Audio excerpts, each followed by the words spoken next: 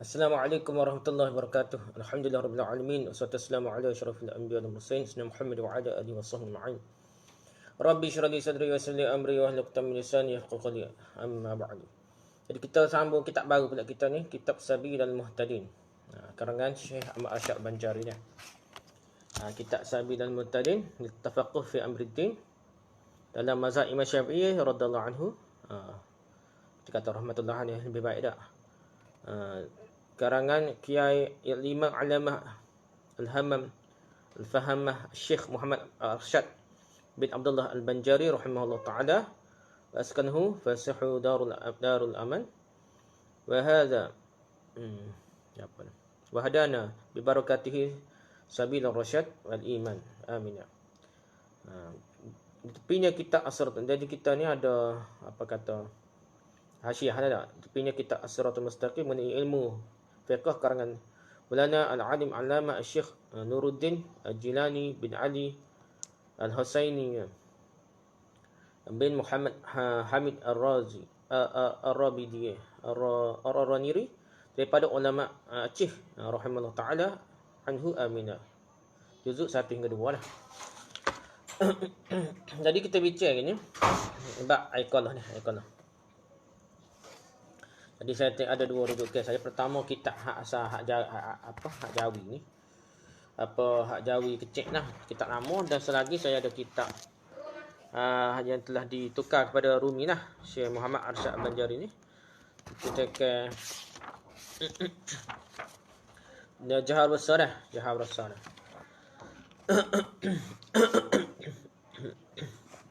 Okey.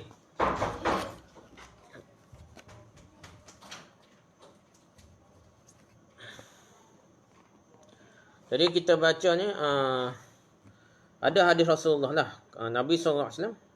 Okey. Dan kalau najis itu jatuh ke dalam air yang 2 kalah atau lebih, maka dijilat jika najis itu tidak mengubah air itu dah. Maka dilihat jika najis itu tidak mengubah air itu, maka air tetap suci yang dapat dipergunakan untuk bersuci lah. Dia kata adapun apabila jatuh najis ke dalam air yang 2 kalah ataupun lebih daripada 2 kalah lah.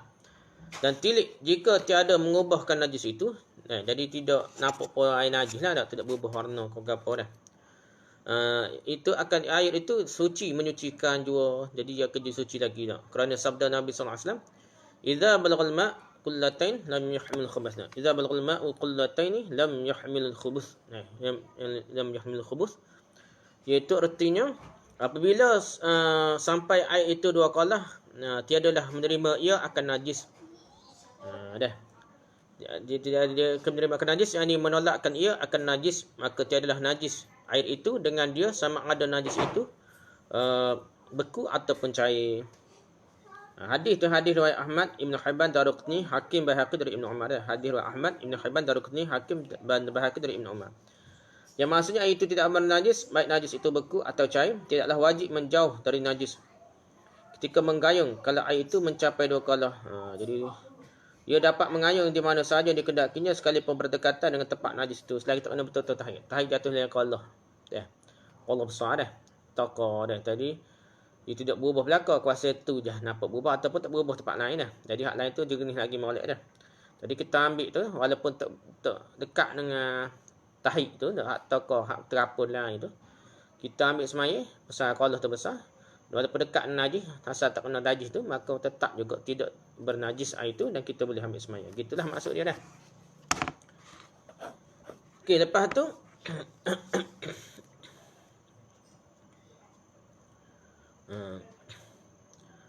tak kira lah dia beku ke.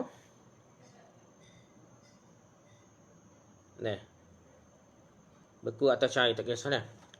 Dan tiada wajib menjauhi daripada najis ketika menggayung daripadanya air itu sekadar 2 kalah. Hanya harus baginya menggayung pada barang tempat yang dikehendakinya, hingga daripada tempat yang hampir-hampir dengan tempat najis itu sekalipun tak ada masalah dah. Jadi kalau dekat tempat najis pun, selagi kita tak kena tahid tu, boleh lagi dah, cuci lagi air tu.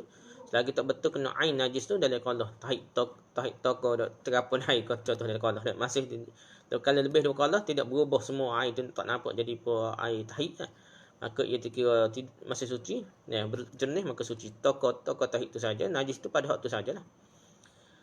Dan jikalau syak kita akan air, adakah air itu sampai ia 2 qalah atau tiada, maka iaitu tiada mengapa kerana mengamalkan dengan keadaan air itu suci pada asalnya. Jadi kita was-was tak sampai 2 qalah ke, cukup 2 qalah dah. Kalau ragu apakah air itu cukup 2 qalah atau tidak, tidaklah mengapa asal kita yakinkan bahawa asalnya air itu suci dah. Jadi air itu asal-asal suci dah. Jadi kita tak was-was lah. Tambah kali Imam Ghazali kuat ni dalam kitab Ihya pun masalah tak usah pakai mazhab Syi'i 2 qalah dah. Dikira selagi tak berubah air tu tak kira cukup 2 qalah tidak. Dikira suci lah. Soal itulah apa yang kita tengok dalam kitab Ihya Imam Ghazali dah. Jadi sininya kita faham bahawa kalau mazhab lain pun lagilah dah. Dia pertikai maksud 2 qalah tidak jelas dah. Kalau kita ambil takrif pun tidaklah jelas daripada hadis Nabi SAW tentang maksud 2 qalah tu. Jadi yang pentingnya kata masuk banyak lah. Jadi mereka urus. Jadi dari kita jelas lah. 2 qalah tu semeleting minyak tanah ke apa tu. Ulama mazhab kita lah. Kita takrif gitu. Mazhab Hanafi lain pula dah. Jadi ikut mazhab tu lain pula takrif 2 qalah. Itu tidak jelas tu. Tak apalah. Yang penting sini selagi kita tak yakin dia najis. Dia kira asal suci dah. Itu. Kita gini lah, kalau kita terus meletak anak tanah tu, kita was-was dengan takrif tu dah. Dia boleh kata ikut asal kita dah. Kita rasa tak berubah hari tu ataupun tak jajah mana, walaupun qalah tu kecil. Biasa kita ke apa kita kira macam qalah dah, tak ada masalah lah dah selagi tak yakin betul dia dan bernajis dah. Ya asalnya suci dah. Kalau kita kira nak pakai pendapat mana, kita kira pendapat tu kita kiranya tetap boleh lah. Selagi tak yakin tu lebih daripada dia bukan yakin najis, dia kena yakin suci dulu dah. Selagi tak yakin benda tu najis, maka dia kira suci dah. Itu ada fiqh asalnya dah. Tu kalau ngaji fiqh molek itu tidak pening mana benar dah. Walaupun dia ikut mazhab Syafi'i, setengah-setengah ke mazhab Syafi'i, tapi jadi payah. Sebab dia sebenarnya salah faham mazhab Syafi'i sendiri dah. Okay, lepas tu faham dan jika ada air itu dan jika ada air yang 2 qalah itu pada 2 tempat daripada bumi umpamanya, dan ada antara kedua tempat itu sungai kecil yang terus kepada keduanya, dan berhubunglah air yang 2 tempat itu dan jatuh najis ke dalam salah satu daripada keduanya, maka tilik jika ada sungai itu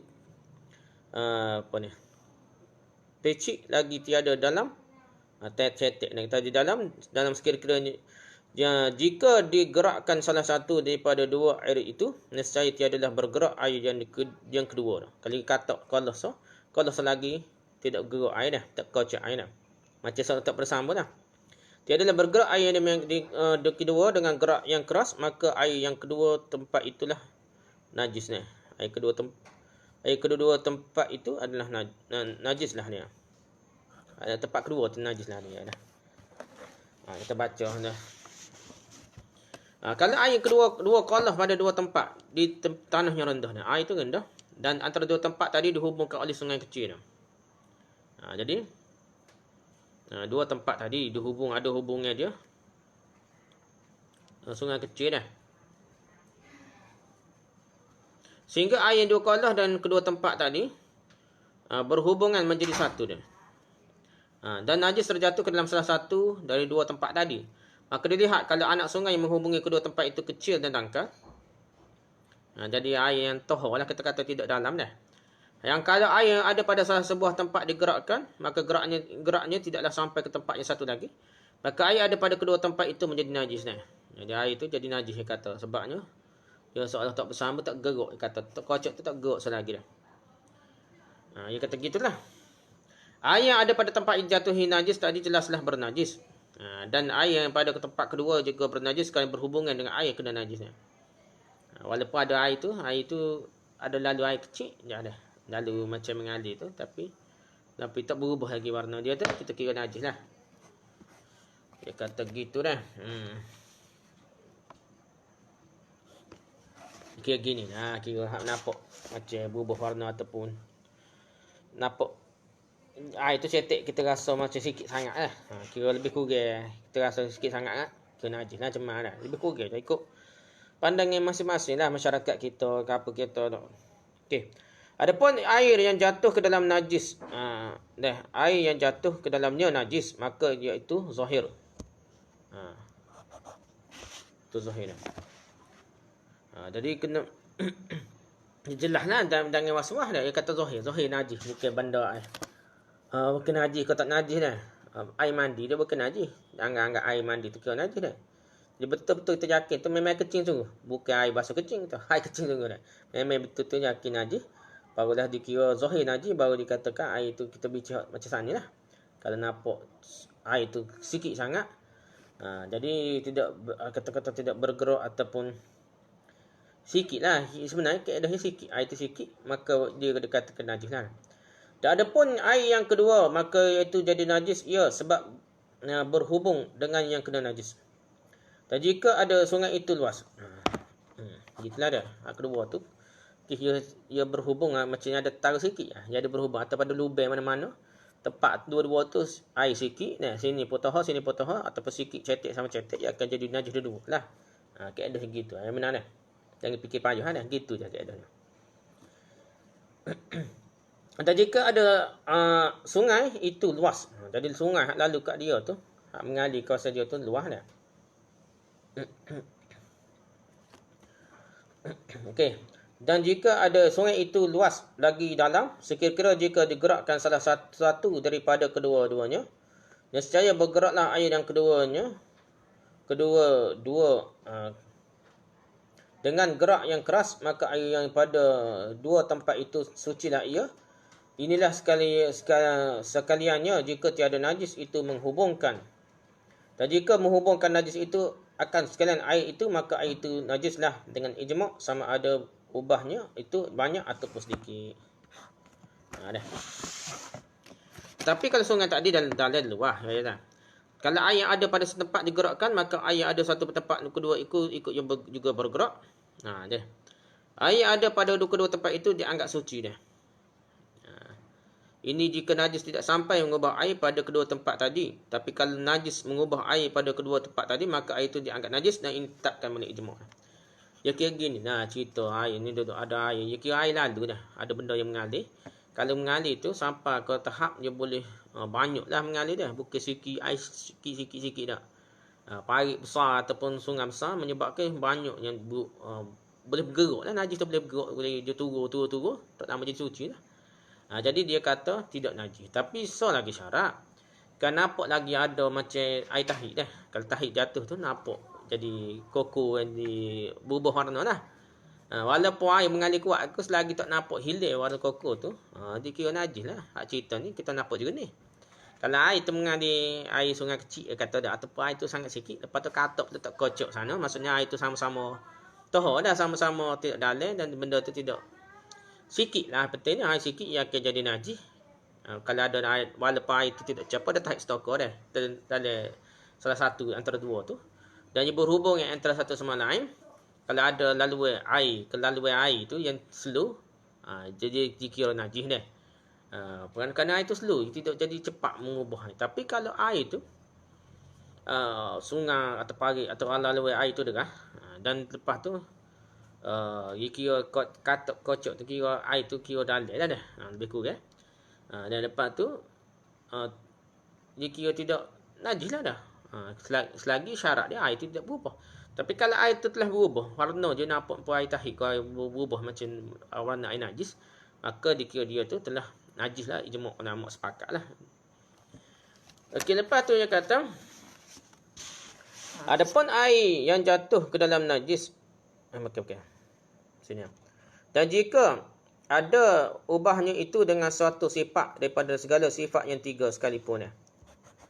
Jadi berubah tu baik perubahan itu banyak atau sedikit. Sekalipun perubahan hanya terjadi pada salah satu sifat yang tiga dah. Jadi sifat tiga ni tiga ciri. Bau, warna, rasa dah. Kadang-kadang rasa je jadi rasa tahid. Walaupun tak bau apa tidak berwarna jika najis. Kadang warna je, tak rasa, tak berasa najis. bau tak bau najis, tapi warna je warna koko, warna pun najis. Juga najis. Ketiganya, bau dia. Kadang-kadang tak tu dah. Tak ada nampak najis ke apa, tapi bau tahik lagi dah. Yang kira uruf lah lebih kurang. Dia kalau bau sikit-sikit. Nak gana kita basuh tangan pun bau najis tahik. Kita basuh dah. Tapi ni kira bau kuat lah kita. Bau najis lagi ni dah. Walaupun nampak tahik pun tak ada, apa tak ada, dia kira najis juga. Pasal salah satu daripada 3 sifat tu, kalau bau dia kira najis. Okey, lepas tu dia kata dah. Dan sama ada najis itu mukhalit ataupun mujawir. Dan sama ada ubahnya itu mahsus atau pada takdir, seperti jatuh kepada air itu najis yang menyerupai dia pada sifatnya, maka diubahkannya akan dia pada takdir. Maka jika ada najis itu pada asalnya bersifat dengan sekalian sifat yang 3, yang menyalahi ia akan sekalian sifat air. Kemudian maka hilang sekalian sifat-sifatnya itu, hingga jadilah ia serupa dengan air pada sekalian sifatnya, seperti bahawa adalah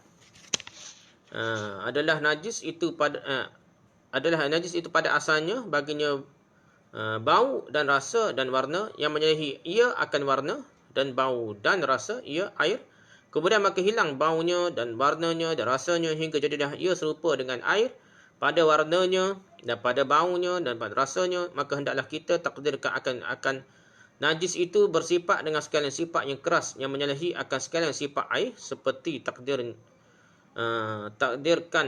ada bagian di situ warna seperti warna darah, dan bau seperti bau kasturi, dan rasa seperti rasa cuka. Dan jika ada najis itu pada asalnya tiada menyalahi ia akan air, melainkan pada sifat salah satu sifat daripada segala sifatnya yang 3, kemudian maka hilanglah sifatnya menyalahinya itu, hingga jadi serupalah ia dengan air pada sekalian sifatnya. Hendaklah kita takdirkan najis itu bersifat dengan satu sifat yang keras, dan najis sifatnya yang hilang jua tiada sifat yang lainnya. Maka jika ada sifatnya yang hilang itu bau, hendaklah ditakdirkan najis itu bersifat dengan bau yang keras, dan seperti yang bau kasturi. Nanti kita syarah ni lah. Kita baca straight dulu lah. Okey. Okey. Baik najis itu mukhalat atau mujawir. Dia bincang ni masalah mukhalat ni. Dia kata kalau kita mengaji sangat larutan ataupun enggak apa istilah lagi dah. Dia campur dia lain sikit dah. Mujawir ni dia boleh dipisahkan ke gitulah kalau kita mengaji sangat lah. Mukhalat ni campur gitu lebih kurang lah. Baik perubahan itu dapat dilihat ataupun tidak dapat dilihat, atau perubahan itu hanya menurut perkiraan saja, seperti najis yang jatuh ke air yang warna najis. Itu menyerupai dengan warna air, maka air itu ditetapkan berubah. Kalau air kecil tu warna dia jernih dah. Jatuh air lain, jatuh tempat dia, campur dengan kuantiti sedikit, tidak sampai pada kira najis lah dia. Dan kalau najis itu pada asalnya punya sifat yang 3 yang berbeza dengan sifat air. Kalau sifat najis tak dihilang sehingga menyerupai sifat air, umpamanya dahulu najis itu mempunyai bau, rasa dan warna yang berbeza dengan bau, rasa dan warna air. Jadi lain dah. Tapi kemudian sifat itu hilang sehingga serupa dengan sifat air. Maka hendaklah letakkan bahawa najis itu bersifat dengan sifat yang lebih menonjol dan sifat air sehingga nyata jelas perbezaannya. Ia kena cek dulu lah biar jelas hak mana najis, hak mana jenis air, hak mana najis gitulah. Umpamanya ditetapkan bahawa najis itu berwarna seperti warna darah, berbau seperti bau kasturi. Cari tu sifat-sifat najis dah. Ada rasanya seperti rasa cuka dah. Contoh yang kata bau najis tu jenis gitu. Rasa cuka ni kalau najis tu rasa macam cuka dah. Dan jika najis itu pada asalnya hampir sama dengan sifatnya dengan sifat air, hanya satu di antara sifatnya yang berbeza, tetapi kemudian sifat yang berbeza ini hilang sehingga sama seperti sifat air, hendaklah tetapkan najis itu dengan salah satu sifat yang berbeza. Dan sifat air, maka sifat yang hilang tak ada dengan sifat yang lainnya yang masih tetap. Cerita panjang-panjang pun suruh cari benda hak biasa dah. Kadang-kadang ada 3 berbeza, warna berbeza, bau berbeza, rasa berbeza. Tapi dia campur air tu jadi hilang dah 2 sifat dah. Contohnya warna tak ada, bau tak ada, rasa ada lagi. Jadi kira najis lah. Gitu je yang ayat dah. Cerita panjang-panjang ayat pun dah. Jika sifat yang hilang tadi bau, maka ditetapkan bahawa sifat najis itu bersifat dengan sifat bau. Umpamanya bau kasturi dia. Kalau kita anggap bau kasturi ni wangi, bukan najis. Tapi kalau kita anggap najis tu bau macam kasturi, maka bau tu lah menandakan ada najis lagi, walaupun di segi warna dan bau tidak ada. Warna dan rasa tidak ada. Okey, lepas tu. Dan jika ada sifatnya yang hilang itu warna, takdirkanlah ia bersifat dengan warna yang keras, seperti warna darah. Dan jika ada sifatnya yang hilang itu rasa, ditakdirkan ialah ia bersifat dengan rasa yang keras, seperti rasa cuka. Demikianlah dikiaskan pada yang hilang dua sifat daripada segala sifatnya. Masalah ini diambil daripada ibarat tuhfah dan ibarat hasyiah syubra malusi. Shibra Malaysia ke Shibra Malaysia adalah cara baca dah. Jadi kalau sifat warna tu hilang dah, maka najis itu tetapkan dengan sifat warna seperti darah. Dan jika sifat yang hilang itu rasa, maka najis itu tetapkan dengan sifat rasa, seperti rasa cuka. Demikian kiaskan dua sifat yang hilang dan semua sifatnya. Jadi ginilah. Satu lah kita cari hak mana berbeza dah. Yang keduanya kita cari kadang hilang warna, tapi warna dia tu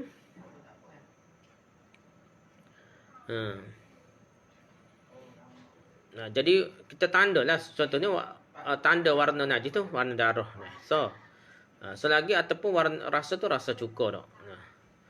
Jadi gitulah sifat-sifat ni kita tengok mana menonjol dah. Mana menonjol di antara sifat tu. Kalau menonjol sifat-sifat yang najis tu, maka dia akan jadi najis lah itu dah. Jadi demikian dikiaskan dua sifat yang hilang dan semua sifat-sifatnya. Kalau sifat lain hilang, dua sifat hilang, so dia ada dikira najis juga. Masalah ini diukir dari kitab Tuhfah. Tuhfatul Muhtaj ni karangan Syekh Ibrahim Syekh Ibn Hajar Al-Tami. Dan so lagi kitab Hasyiah Syibran Masilah Syubru Malisi ni dia ada kitab Hasyiah kepada Tuhfatul Muhtaj ni. Itulah kitab dia dah, Syubra Malusi. Okey, habis itu kita pergi seterusnya dah. Dan jika mengubahkan najis itu akan setengah daripada air yang dua kalah atau lebih dan tiada berubah setengah, maka berubah itu najislah ia. Dah. Kalau sifatnya dan warna itu, maka najis itu tetapkan dengan sifat. Okey, habis. Dan jika najis mengubah air yang jumlahnya cukup dua kalah atau lebih, perubahan ini hanya pada sebahagiannya, maka berubah itu termasuklah air bukan najis. Sedangkan yang sebahagiannya tidak berubah, maka kalau jumlahnya banyak, maka dihukumkan suci, dan kalau jumlahnya sedikit dihukumkan najis. Demikian juga disebutkan dalam kitab Tuhfatul dan itulah dia.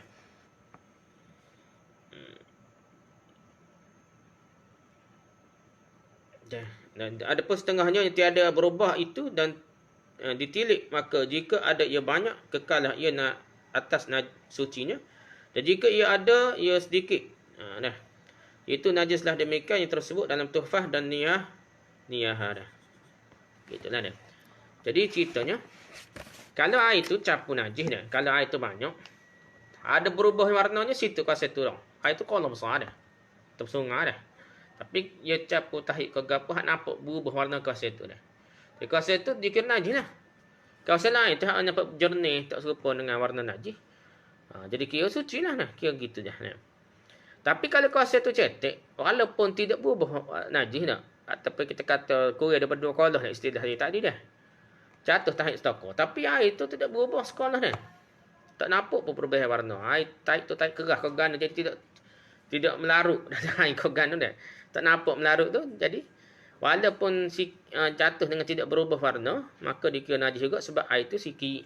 Gitulah panjang punya cerita pun tu je maksud dia dah. Jangan fikir pelik-pelik dah, gitu dah maksudnya. Okey.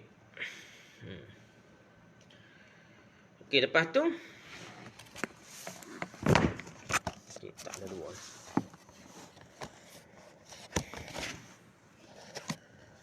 Maka diketahui daripada yang tersebut itu bahawasanya air yang tenang lagi cetek, tetapi adalah ia luas, sekira-kira lebih ia daripada dua kalah. Apabila berubah setengahnya dengan najis, haruslah memakai setengahnya yang tiada berubah. Jika ia banyak, sekiranya adalah ia dua kalah atau lebih. Dan gitulah. Dan riwayat atas dapatlah kita faham kalau air itu tenang dan tidak mengalir dalam tempat yang luas. Air itu tenang tak mengalir, tapi tempat tu luas dan jumlahnya dua kalah ataupun lebih lah. Kalau sebahagiannya berubah kerana najis, sebahagiannya dah. Tadi macam kita cerita ni, sebahagiannya berubah najis. Maka boleh makan sebahagian tidak berubah lah. Jadi hak kuasa jernih tu boleh pakai air semaya, boleh buat cuci. Hak kuasa tu, kuasa hak dekat dengan tahi ke tempat najis tu, nampak berubah, situ je tak boleh pakainya dah.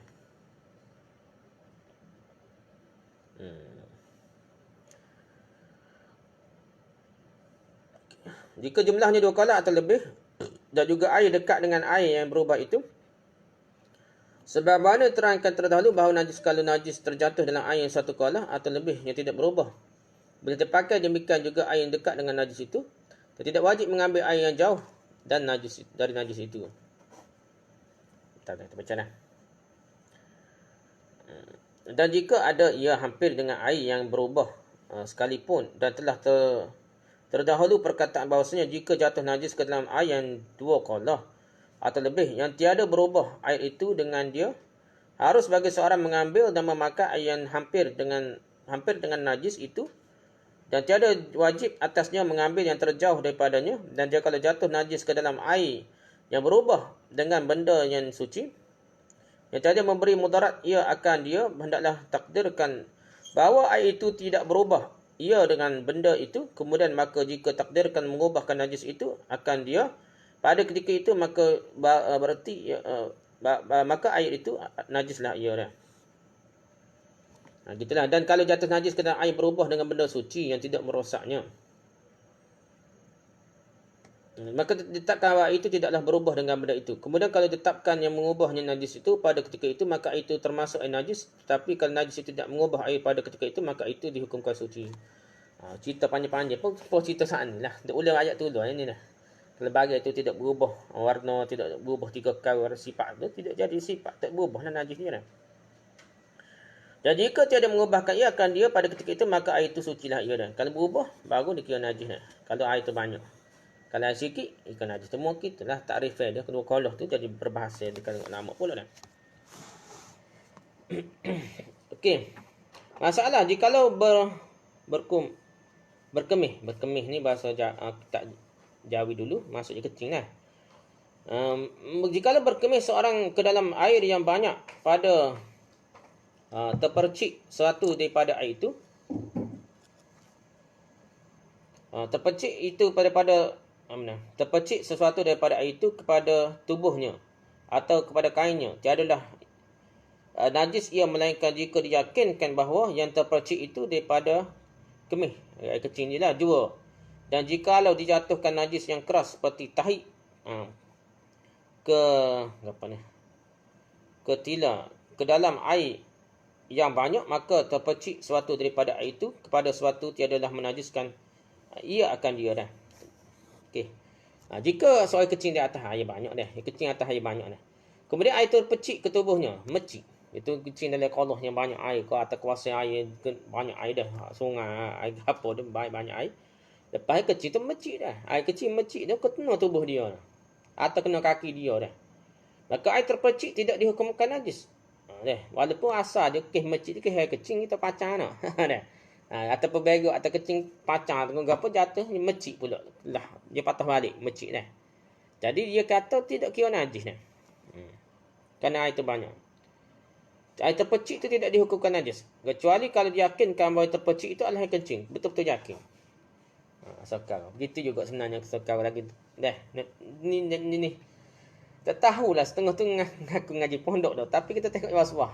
Tak ada dah pakai seluar ni, pakai kain sokmon semuanya dah. Jaga tak mudah, wallahu alam lah dah. Kadang-kadang dia kata mecik. Nah, sebenarnya tu perbahasa dia. Kalau air tu mecik, sekarang lah mecik air kecing, mecik dah. Selagi kita dah guna dah ke air banyak, air dari jambil ke apa tu banyak air lain. Jadi kalau waswah air tu mecik ke air daripada mana, kita kena anggap air hak banyak lah. Kita kecing sikit je dah. Air hak lain tu banyak lagi dalam jambil ke apa dah. Tak sedap asbah lah, ada hasal dia. Hak ni pun kata kalau pecing tu jatuh air tu banyak dah. Kuasa air banyak, mecik balik, dia kira air hak mecik tu adalah air lain, bukan air kecing tu dah. Dia kira suci dah. Dan jika dijatuhkan najis yang keras ke dalam air dah, tahik ke apa dah, yang banyak seperti kotoran manusia, maka terpercik air kena sesuatu, maka juga tidak dianggap najis juga. Jatuh tahik, mecik. air lah kira dah, tak najis lah. Kalau seorang berstinja dengan pergunakan batu, kemudian ia menyelam ke dalam air yang kurang dari 2 kolah, maka air itu dianggap bernajis. Ia istinja dengan guna batu, kemudian slide lah air. Dia nyelai air dah. Hak kurang 2 kolah. Jadi air itu dianggap najis kerana dia anggap tak suci dah. Ikut mazhab kita, mazhab ni suci dah ni nah. Istinja tu kira suci dah, tak sedap usul dah. Gitulah kata. Jika seorang berstinja dengan batu jua kemudian maka menyelam ia ke dalam air kurang daripada 2 kolah, maka air itu jadi najis lah ia dah. Okey, masalah lain pula. Jika jatuh najis yang beku ke dalam air yang jika najis jatuh dan najis itu beku ke dalam air yang jumlahnya 2 kolah. Jika najis jatuh najis yang beku ke dalam air yang genap 2 kolah, tiada lebih daripadanya dan tiada berubah air itu dengan dia, kemudian maka menggayung seorang daripada air itu dengan timba umpamanya, maka ditilik jika tiada termasuk najis itu ke dalam timba serta air itu, maka batin timba serta air yang di dalamnya itu adalah suci jua kerana bercerai ia daripada air yang tinggal sebelum kurang ia daripada 2 kolah. Detail. Bagi bincang detail dah. Gini kita je dah. Jika najis jatuh, najis najis beku lah kata dah. Najis hak jenis bukan cair siapa napa tersebar seluruh. Tak citok kau tak cicok kau tak gapo kan. Jadi dia tidak nampak berubah semua air dah. Jadi jatuh patak kolah kau gapo ikutlah dah. Jadi jatuh ke dalam air jumlah 2 kolah dan air itu tidak berubah kerana najis tadi dah. Air itu tak berubah kerana najis itu dah sebab tak ada berubah warna gapo dah. Kemudian air itu digayung dengan timba. Ambil timba, gayung dah. Kerana najis tidak termasuk ke dalam timba bersama dengan air, tak cicok ke gapo tak masuk dalam timba kita tu dah. Maka timba dan air yang ada dalam timba itu adalah suci. Air ada dalam timba tu suci kerana sudah bercerai dengan air tertinggal sebelum dikurangi sehingga jumlahnya kurang dari 2 kolah. Dah. Jadi air hak dalam kita ni air hak dalam timba ni. Air dalam timba tu kira suci. Hanya pesi tu dulu. Ayat dia berbuat atas tar genak, kata genak ni.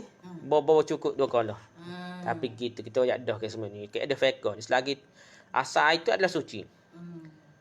Asal itu Allah mana pun suci. 2 kolah ni ulama bahas. Ada kita mazhab kita setengah kata sebenarnya minyak tanah lah gapo tu.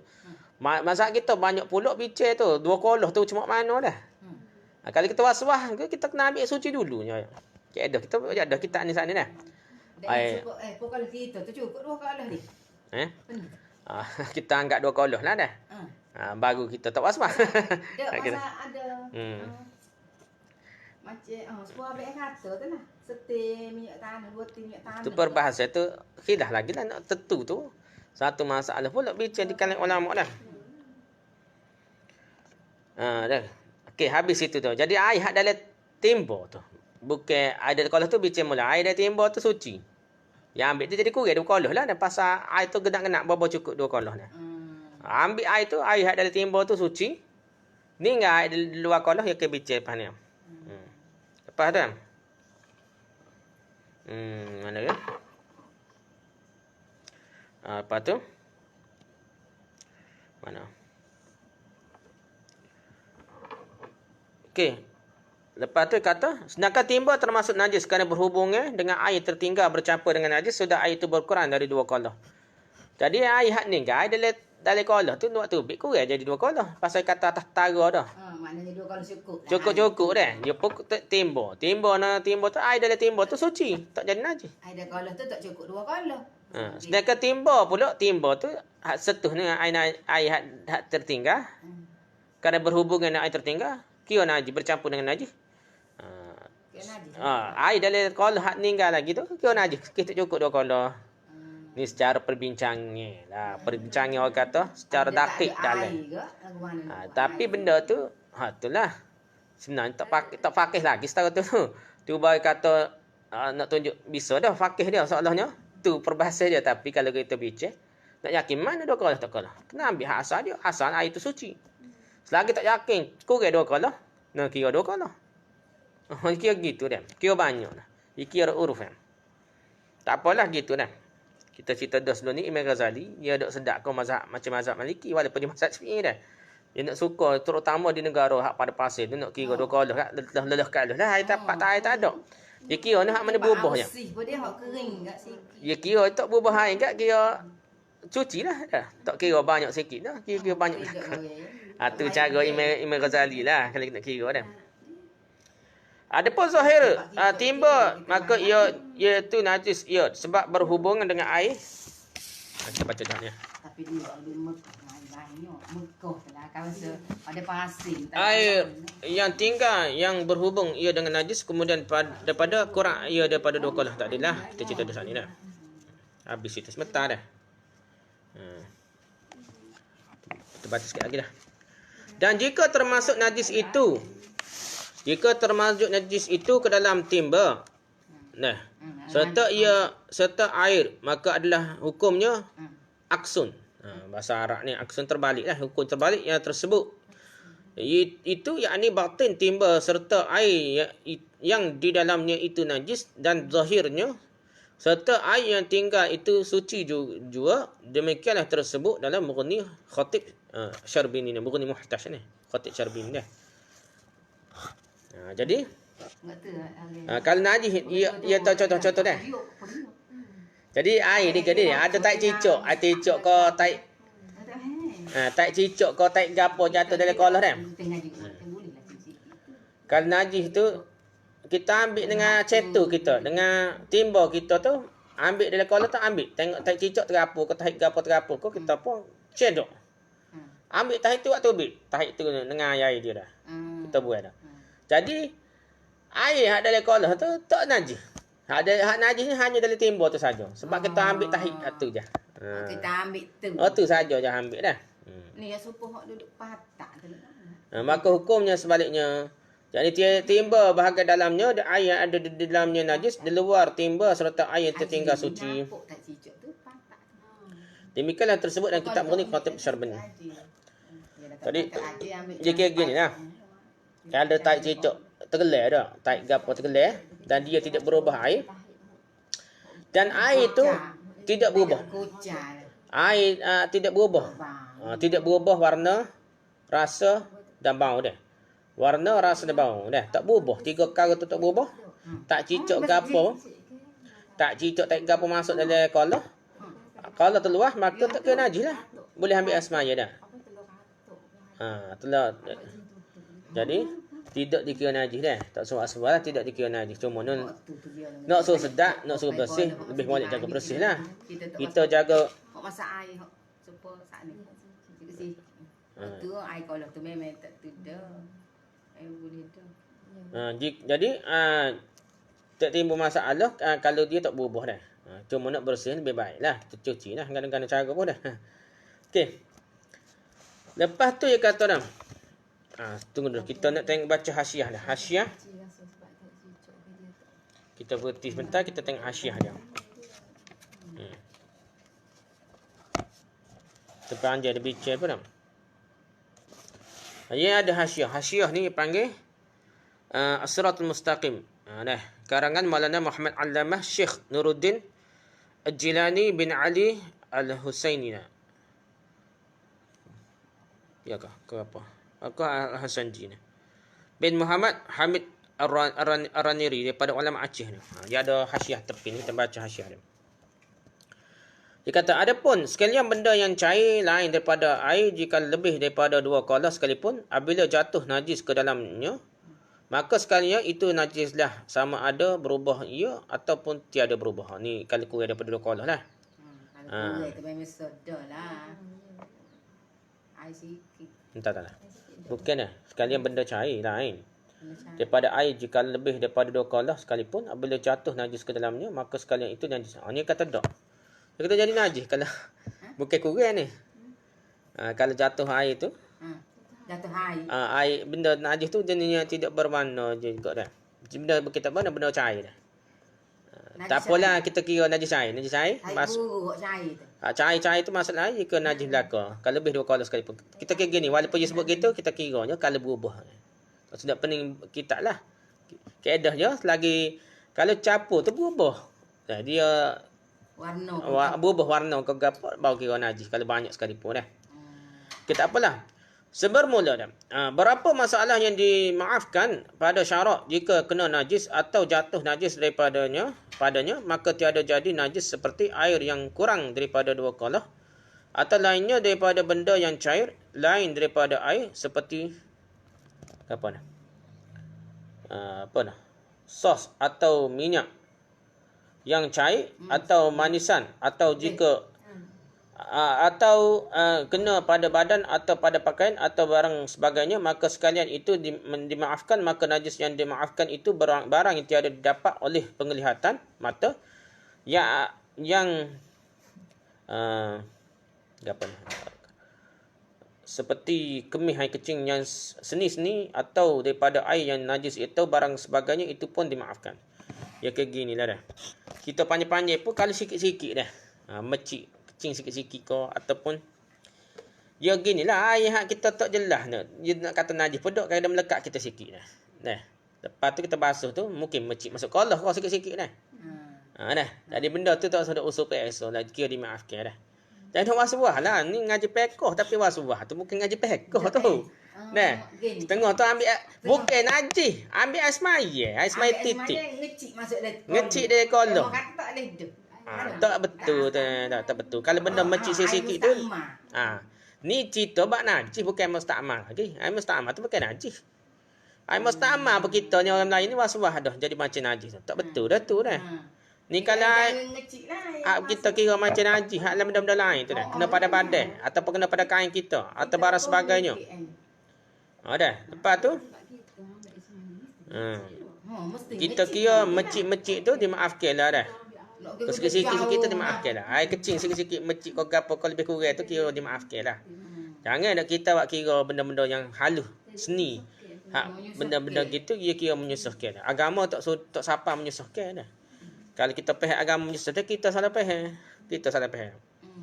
Tapi jika najis itu banyak tempat terperciknya, bukan mecik sikit-sikit, mecik banyak. Dihimpunkan nescaya kelihatan atau pada air atau pada benda yang cair, jika berubah sedikit sekalipun najislah ia. Tapi kalau benda tu banyak, mecik banyak dah. Bukan mecik sikit-sikit dah. Macam kita kata mecik banyak lah, benda pisau tak ada masuk dalam kolah, benda banyak lah kita basuh dah. Basuh kain najis masuk air dia kolah tu, tu boleh lah kita kata pisau dah.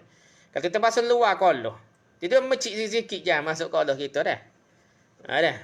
Jadi jangan nak fikirlah kan mecik kan najis kolah tu. Tak usah nak fikirlah. Kira asasnya mecik sikit ni dimaafkan. Najis ni dok bincang masalah setengah-setengah kita ngaji fardu ain ni. Dok bincang najis ni jalan tepi jalan. Seluk tu bukan najis, tak ada ulama kata najis dah. Tak ada ulama kata seluk tepi najis. Kalau tak air tak kubat tu tak air kata lembu tu betul lah najis kalau ikut masalah kita dah. Tapi seluk berapa bincang demo takut ada tahi air di kuasa seluk. Sebenarnya bukan seluk tu bukan najis. Tu jadi tak kena ngaji dah. Tak mesti tak ada lah tak ilmu tak kucing tak ada ni tak satu. Okey. Masalah jikalau dijatuhkan suatu najis. Nama dah kita ni dah. Tak apa kita habis. Masalah jikalau dijatuhkan suatu najis yang kering seperti apa dah? Apa ni? Kesin dalam air yang 2 kolah. Kemudian maka terpercik air itu maka kena pada badannya atau pada pakaiannya, maka itu suci dan dimaaf bangkai yang tiada baginya darah yang mengalir jikalau jatuh ke dalam air atau ke dalam suatu benda yang cair, iaitu seperti kembang atau apa ni, andang atau kumbang atau kala apa andang ni, atau semut atau cicak atau nyamuk atau lalat atau barang sebagainya. Benda-benda kita tidak berdarah, kira tidak soalan lalat ke gapo tu, semut ke gapo jatuh jatuh dalam air gapo tu tidak dikira najis lah dah. Ataupun kalau jatuh najis sungguh pun, kalau mecik bukan kena najis, mecik daripada air tu pun tak kira najis juga, pasal yang mecik tu bukan najis lah. Misalnya kalau kita mandi kan, kita dapat nyamuk, kan ya? Kena air supaya kita. Jemaahkanlah sikit-sikit tu. Darah terbicir pula. Kalau banyak masak kita pun banyak darah yang mengalir, bukan darah hak tepek tapa darah situ dah. Darah yang mengalir dah. Hak banyak dah. Sebab itu kalau masak kita pun kalau darah kita balik-balik, darah tu menyerak di kawasan terbalik kita tidak najis kok. Tu kalau kita tak belajar dalil. Kalau kita belajar dalil darah ni sahabat ni darah semua sembuh. Semaya darah sembuh pun. Sahabat ni mai dengan keadaan darah semua sembuh dah, tak ada masalah. Muka dia takut dia tubik tai-tai dia. Okey, seperti sabda Nabi SAW. Idza waqa'a az-zubab fi syarabi ahadikum falyagmishu qabla ay yatrahu. Thumma yatrahu fa inna fi ahadun janahihi da'un wa fil akhar shifaa'un wa innahu yattaqi bi janahi alladhi fihi da' rahul Bukhari wa Abu Daud yakni. Okey. Jadi cerita gini nak. Hujah dalil yang mana? Yakni apabila jatuh lalat pada minumnya seseorang daripada kamu, maka hendaklah diselamkannya akan lalat itu dahulu daripada mengeluarkan dia, kemudian maka dikeluarkannya. Maka bahawasanya pada salah satu daripada kedua sayapnya itu racun. Dan yang sebelah sayapnya itu lagi penawar. Maka bahawasanya Allah lalat itu menyelamkan ia akan sayapnya yang ada padanya racun. Jadi lalat ni kena selai dulu. Jadi sini ni hadis tu walaupun cerita-cerita bab selai lalat, tapi nak cerita dalam bab fiqh kita ni nak cerita lalat tu bukan najis. Kalau mapuh ni dalam air, kalau najis mestilah air tu tak boleh minum dah. Nabi suruh tuhuk belakang dah. Malak mapuhnya selai air, mapuh dalam air. Nabi kata ataupun jatuh dalam air macam mapuh dah. Nabi kata suruh selai lepas tu buai. Selai tu sebabnya sos sayap ada racun, sos sayap lagi ya ada penawar, yang kata ada penawar racun. Jadi ikut sains tu kajilah, orang ngaji sains kau doktorat kau gapo perubatan kajilah betul tak betul kesetaraan mana perbincangan dia. Tapi hak Nabi royak ni memanglah biasanya kalau kita tengok ular kau gapo kau dak di tempat dia ada bisolah anti bisa dia tu pada ular tu juga ni. Racun ke ada penyakit pada lalat yang dibawa ular lah. Ubat penawar pun sebenarnya ada pada lalat tu juga. Memang keadaan natal gitu dah. Ya kena kajilah macam mana kita nak ambil penawar dia. Ikut hadis Nabi ni kita selai dia jadi hilang dah. Ada hadis tu lah. Jadi hadis ni ada setengah ulama liberal tu yang macam nak pertikah hadis ni, tapi hadis ni sangat kuat lah, hadis Sahih Bukhari dan Muslim. Jadi hadis ni kuat, kita terima. Abu Daud pun ada riwayat dah, Bukhari terima. Dan kita terima. Cumanya kalau kita tak selai lah dah, kita rasa tak lalu duga dah, tak ada masalah dah nak buat tu dah. Kalau air tu banyak dah. Cumanya kalau tak ada lah gak, bukan dia buat kita selai tu gak lalat tu gak minum. Dah kita pakai hadis Nabi ni kena yakinlah dengan apa yang Nabi ajar ni. Gitulah lebih kurang dah. Dan kita lah ni vaksin. Vaksin ni apa benda? Tahu tak? Vaksin ni ambil kumis hak tu dah tu virus tu dah. Cuma ianya aktif lah. Dia tidak mengaktifkan, tidak jadi bahaya pada tubuh ada kita. Ya buat cacat gano tapi kena nama dia ni. Jadi antibody kena ni nama dia virus COVID-19 ko. Jadi kena. Mamak kau dolah ko. Ni dak kumis dolah kita macam ni kena dah. Jadi tapi tidak berfungsi dah. Ia tidak boleh membahayakan tubuh dah. Jadi ianya aktif kan? Dia boleh tubuh. Dia bubuh awal ada tubuh vaksin ni. Lepas tu tubuh pun akan kena. Dan antibody kena. Ni lah nata jahatnya dah. Kalau tengok muka ni. Kalau gan dia mari pula kita timbuk. Gitulah dah. Tu maksudnya gitu. Tu keadaan vaksinnya. Dah. Cuma perbincangan doktor nak pertika ke ivermectin ke apa tu. Tu perbincangan dia lah. Ada setuju orang, ada tak setuju kata ada kesan samping itu. Bicepok dia lah. Jangan pak ustaz pun lebih hak pula. Setengah ustaz ni. Belah ni lebih hak tak usah dah. Kita bicara pokok orang pakar dia dah. Pakar perubatan ni bicara pokok dia lah. Dia nak pertahan ivermectin ko, nak pertahan ke vaksin molek ko, tu bicara pokok dia lah. Kita ni tak tahu sekarang. Untuk dia lah gitu lah. Cuma di sini bab cerita ni bukan nak cerita bab tu dah, nak cerita bab bukan najis dah. Maka tiada daripada sabda Nabi Allah yang pada menyelamkan lalat itu menyampaikan kepada matinya, jikalau mati sekalipun tiada mengapa dah. Jadi maksudnya walaupun hadis tak cerita terai selai tu selai apa kerah kau dak lagi lalat tu. Tapi kalau mapuh pun lalat tu masuk dalam air, sebelah sayap lagi tak masuk dalam air, kita selai dua-dua, lepas tu berbuih, mapuh dah pun. Tu kebiasaan yang berlaku, dimaafkan lah, tak ada mengapa lah. Dikira tidak najis. Nak bawa hujah dalil ni benda-benda sikit, remeh-temeh lalat kau kena gapa penatan masuk dalam air tidak najis. Semut kau gapa tidak najis. Dah, tidak jadi najis. Telai pada dia perut. Itulah. Dan. Tiada, tetapi apabila berubah benda yang cair atau air sebab masuk sesuatu bangkai yang dimaafkan itu. Contohnya bangkai dimaafkan petani lah, lalat, semut ke apa ni. Kedalamnya maka najislah hukumnya. Jikalau sedikit sekalipun ubahnya. Tapi kalau masuk lalat, kalau masuk lalat, kalau masuk lalat, kalau masuk lalat, masuk semut kau gapo, dia kalau dia sampai hacil debu dah. Contohnya betul kaca hacil debu, larut empah ke semut kau lalat tu jadi tak nampak dah masuk pada lain, tak boleh nak pisah dah. Maka jadi najis belaka lah dia kata dah. Tapi kalau tidak hacil debu, tidak larut semua sekali, maka kita boleh buat benda ain dia tu. Maka tidak dikira najis dah. Dan demikian lagi jikalau disengajakan menjatuhkan apa ni? Tangkai bangkai itu ke dalamnya jika tiada berubah sekalipun, iaitu najis jua dah. Kalau pisah bubuh kan dia kata.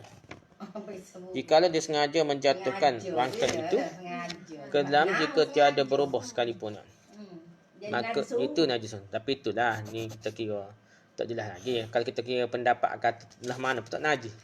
Pasal bukan najis bangkai natih halus ni lah. Kalau bangkai yang besar tu lain lah. Bangkai pun natih halus tidak berdarah. Kalau anggap tidak najis, tak najis. Tapi khilaf lah. Ada kata, kalau buat sengaja najis. Kita ambil tak najis lah sebenarnya. Kita kalau ada pendapat payah dengan mudah, kita ambil mudah. Kita orang kapur kan. Kita bukan tak alim, tak lebah. Dan jika binatang telah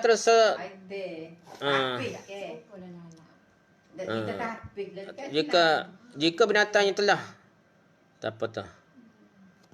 tersebut itu jika dijatuhkannya tak kala lagi hidupnya lalu mati, maka dikeluarkannya bangkai itu, maka benda itu jika tiada lagi berubah, maka iaitu tiada ngapa-ngapa. Jadi kalau kita masuk dalam bekas kita, semut ke lalat ke apa, masa mula-mula masuk air tu, walaupun kita sengaja dah masuk air, dia masuk dalam air kita tak mampu lagi dah.